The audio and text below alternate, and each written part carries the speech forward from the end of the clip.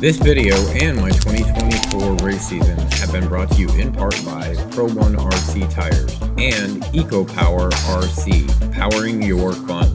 Links are down below.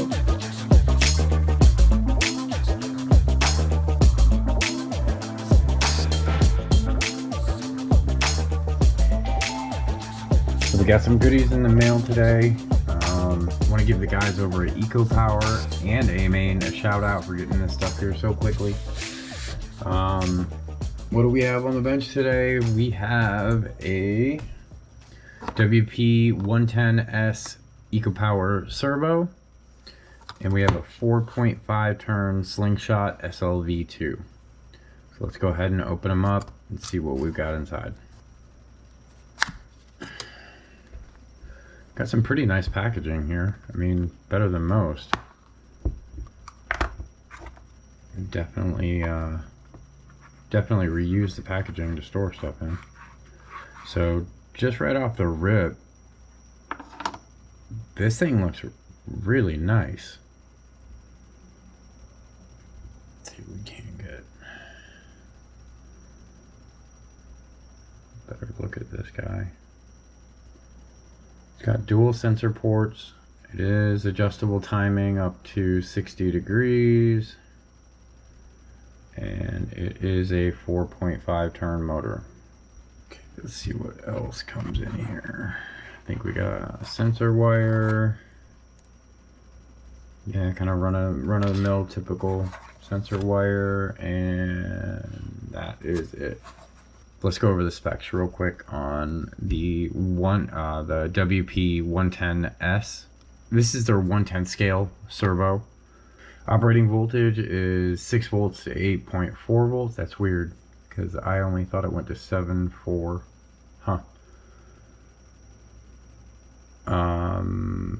Up to 330 hertz, which is typical. At 6 volts, it is 0.11. At 7.4 volts, it is 0.09.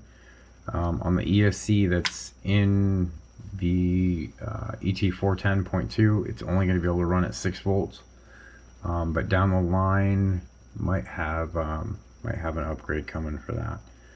At 6 volts, it's rated at 206 ounce inches, 14.8 kilograms, which is probably about perfect for most 10th scale cars. 7.4 volts is 280 ounce inches at 20 kilograms. It is a 25 tooth spline on the output, and it is a cord DC motor. It's really weird because they're rating it up to 8.4 volts, but we don't have any operational speeds at 8.4. I'm gonna assume that it's probably down in the 0.07, which is pretty quick. most of what you would need, 0.07 or 0.08, is going to be for racing application, which is exactly what we're going to do here. So I thought it would make a good fit for the car. Let's go ahead and click this bad boy open. And let's see what we got. We got the typical trash bin bag. Let me know if anybody out there actually uses these, because I don't. And then we've got the servo itself. That's gonna be it. Servo itself. We do have a metal casing on here, label, and it looks like they've put some additional glue on here on top of where these screws go.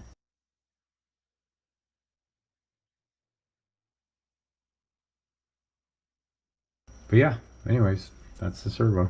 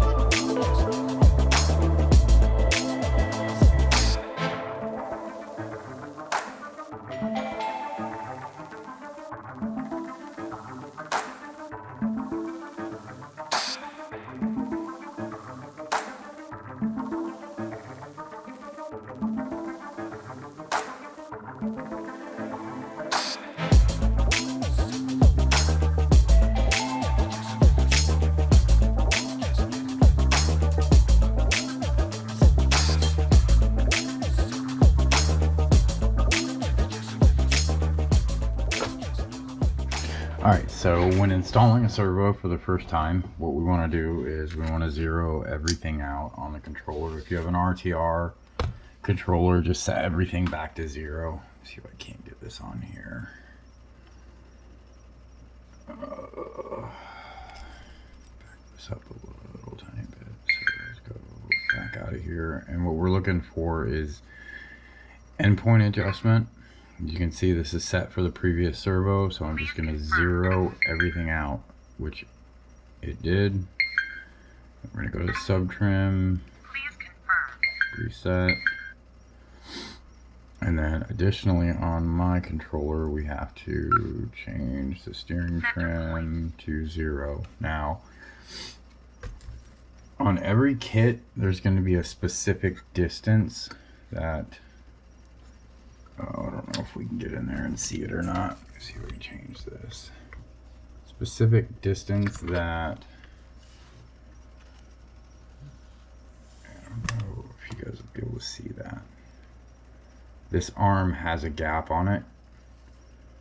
You really need to go to the manual and make sure you have that gap set, and then additionally make sure that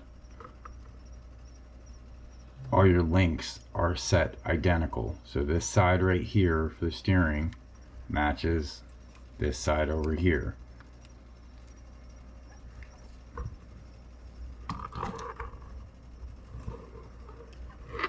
Once all of that is centered out and zeroed, and you have, let me get this out of here, and you have everything set to 0 on the car, you want to turn on, and you'll hear the servo just centered itself exactly where 0 is according to my controller. And your controller is going to be a little bit different. And then that's when we need to put the steering servo horn on. So now that we have everything centered, and what I try to do is just eyeball it. It'll be a little bit easier for me to see from up above. And it went right on. The splines lined up with the previous servo because they're both 25 splines. And so the steering is just about zeroed. It's not perfect, but that will come after we put the car on the ground and we can do all of our adjustments at the controller. This will work for now. Normally I would put Loctite on that, but just for the sake of getting through this, I am going to turn that so I can tighten this guy.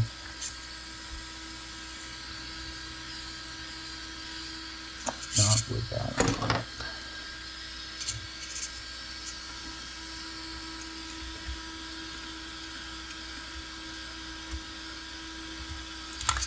Okay.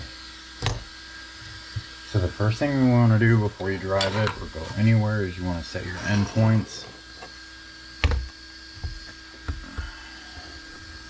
On my controller, it's going to be right here. You can see everything set to 100. Now, with everything set to 100, it's going to go too far in the servo. It's going to hit lock. Let's see if that's a good enough angle. It'll go this way. So, right there, it's at lock.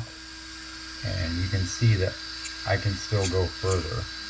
What that does is it puts stress on the motor and the gears that is unnecessary. You want to set your endpoint to stop at lock right here. Basically, I'm just going to back this down to about 80 on the left side, and I can do it individually. Some RTRs are just going to have dual rate, and that's how you'll have to do it. That's why having all of these links set exactly the same is so important, is so that when you hook up the servo arm, that when you hit your dual rate and you turn it down, it will actually be exactly the same, and you should be stopping at exactly the same points on both ends. So here at 80 on a left turn, I'm really close. I'll go full and go up, and it's not moving, so I'm going to come down until it actually moves. Okay, and this side over here, the left side, is actually moving.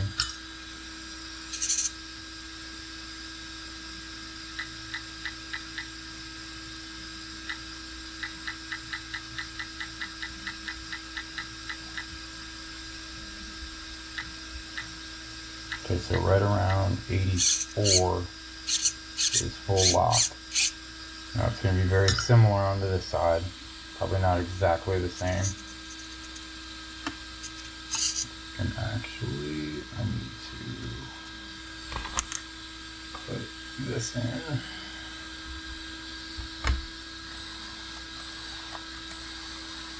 To stabilize that whole front end. I forgot to put that back together. Now we're going to go to the right side. You can see that whole front end getting pulled. That you don't want that stress. So we're going to back it down to 80 like I did on the other side. And we're pretty close at 80. So let's take some out, and I can see it's coming away from full lock. And right there it hit full lock, so this one's a little bit higher. We're going to call this side 89. So this is where I ended up. It's not identical, but it's pretty close. So 84 and 89. Endpoints are now set, and when we put wheels on it and actually roll it down the road, we'll set the sub trim or the regular steering trim to make sure that the vehicle is going straight.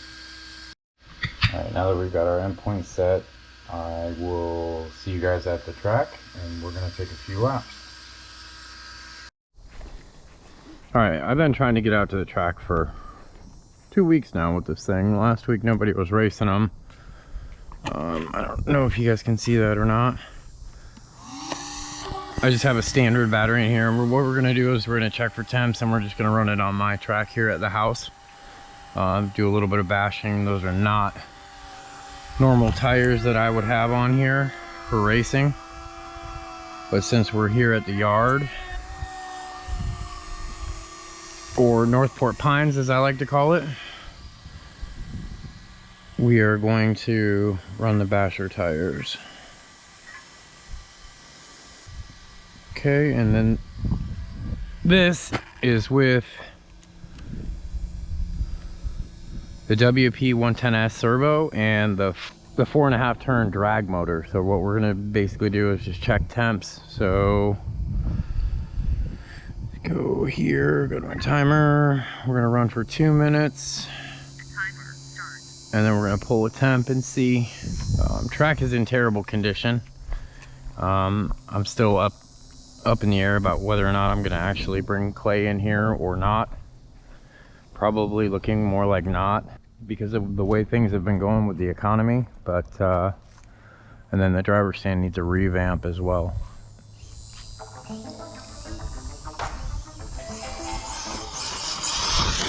She's got some pep for sure.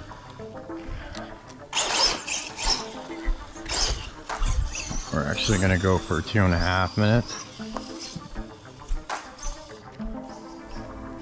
I would imagine that probably has a little bit more of a, damn, I'm about to do it again, a little more of a load than a typical clay track that I would run on, just because of all the crap and the heavy tires. The tires make a big difference. Oh, those tires make a big difference in how much load is on that motor. And I did have to gear it down significantly because of that motor. That motor's got some RPM to it, man. I'll tell you what.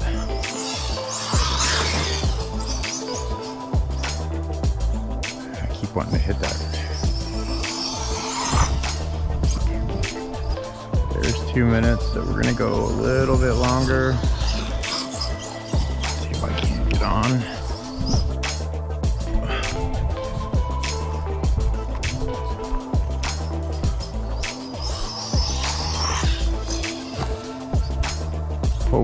guys can see that. Get over here a little bit.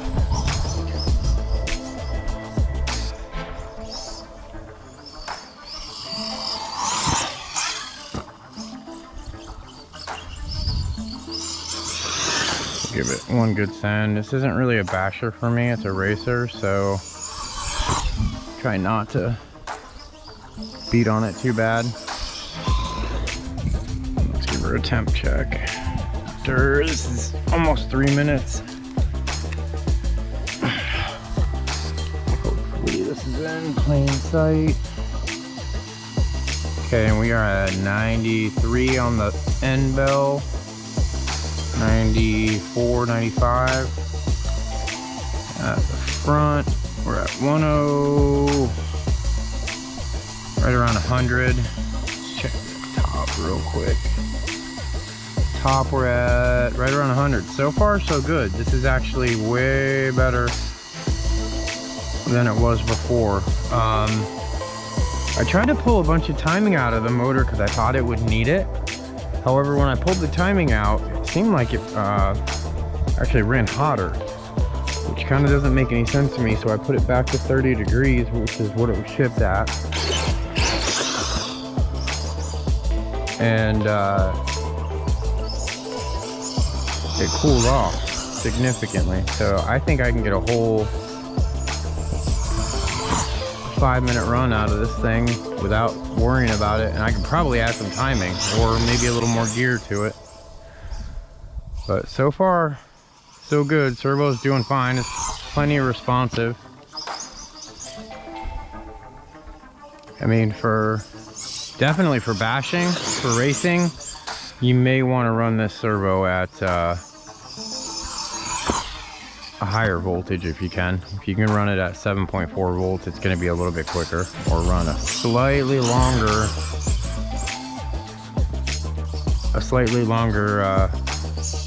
servo horn. Oh, I knew it coming off that. And again, the truck's not set up for this at all. The truck is actually set up to run on high bite clay. Just make sure we don't have any twigs causing any drag. Yeah, it looks like we're pretty good. All right, we're at 5 minutes. We're gonna run it for another minute.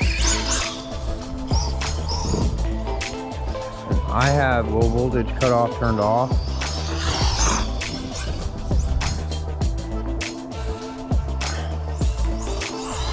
She's pulling wheelies, no problem. There's plenty of torque in this motor. Good God. We can't get a decent jump here. Try it again without hitting those.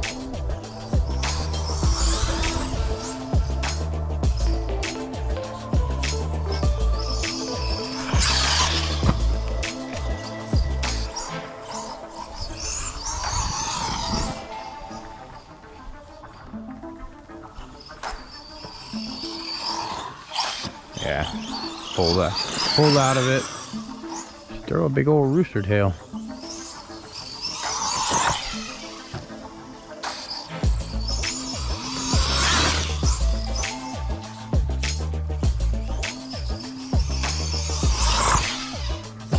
A little bit of a nosedive. She runs though. I'm done in about 7 minutes. We'll take it in, do a final temp check, and check the battery. Ooh, good save there. See if I can't make the old jump here across the track. Oh yeah, didn't land on the track. So I'll show you guys what the track used to be. This is your straightaway into a sweeper, into a U-turn. Into this little kicker right here. Turn, go down, turn, big jump, come across here. Yeah, where battery's about to go. And then down the straight. And we're gonna start heading back in. That battery's about to toast, guaranteed. It's pretty hot right now too. Hopefully that's a little better. Bench is super dirty. I tried to go racing today and left my radio at home, so everything's kind of half packed up, half not. We just came in fresh off of an 8-minute run.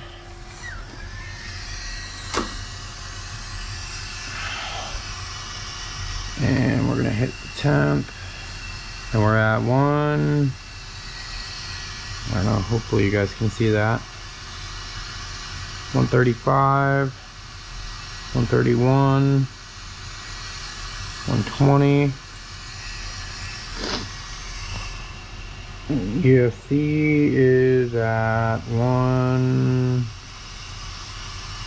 112 when I pulled it in. Let's see what we got for the pack.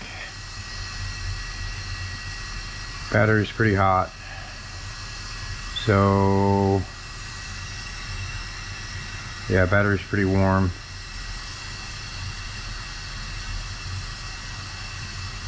120 is, I mean, it's not super hot, but servo top is 100.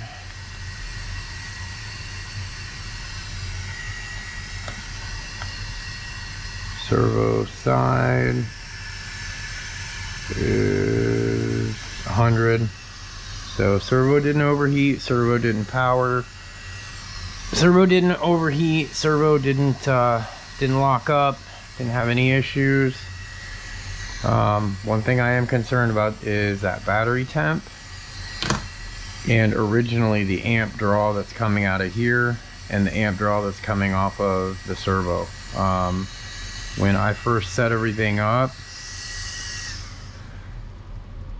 the servo was pulling high amps, even with my endpoints set where I normally would set them, which is not, I don't set my endpoints free. I have to have lock. I have to have full lock, so I'll push my endpoints a little bit past full lock. So there is going to be stress on that. So there is going to be stress on that servo. And what I was noticing is when I had, before I disabled low voltage cutoff, that my batteries were dipping, and it wasn't just the Hoo-Hoo battery. I have Sunpato racing batteries, and those were doing the same thing. And I think it was it's a combination of throttle and trying to turn at the same time.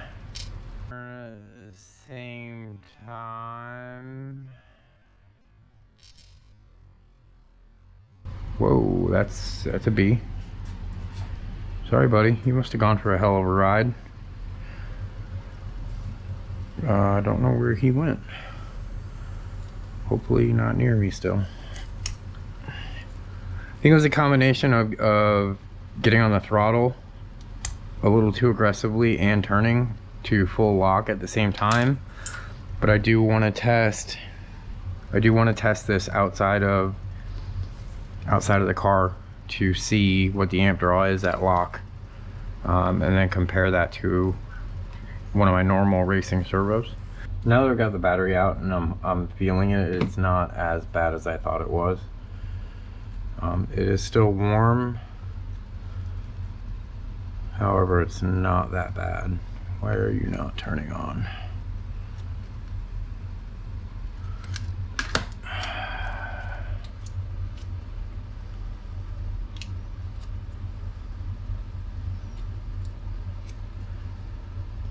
Yeah, I did do that. Thank God for built-in protection.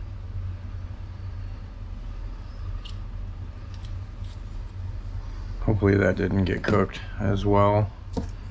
I don't think it will though. Yeah, it's fine. Alright, so 7.32, 3.66 per cell. So I stopped it right about the right time. That's the difficult part about turning off your low voltage cutoff. A lot of racers do it so that no matter what, they don't get interrupted in a race. It's not exactly the smartest thing in the world to do, but it does help and it does work. And the reason it works is because of a thing called droop. And what that is that when you have a high amp draw, like what I was talking about with the motor and the servo, the battery will droop down to a lower voltage than the cutoff, thus causing the car to run slow or stop until it recovers. And some ESCs won't recover. You have to go and physically turn off the power, turn it back on, and then go from there. So a lot of racers just leave it turned off. But they will check and they'll know how much runtime they can get out of their batteries. But anyways, she's starting to swell too. I've had this Hoovu for, I think I've had this for about 6 months now. And I don't ever do anything that has that much drain on it or that high of a drain on it. So be interested to see how long that holds up. Thanks for hanging out for what ended up being a much longer video than I had anticipated. The next video in this series is going to be a track day with this car. I'll run it more like a vlog style. But anyways, I'll see you in the next one. Thanks.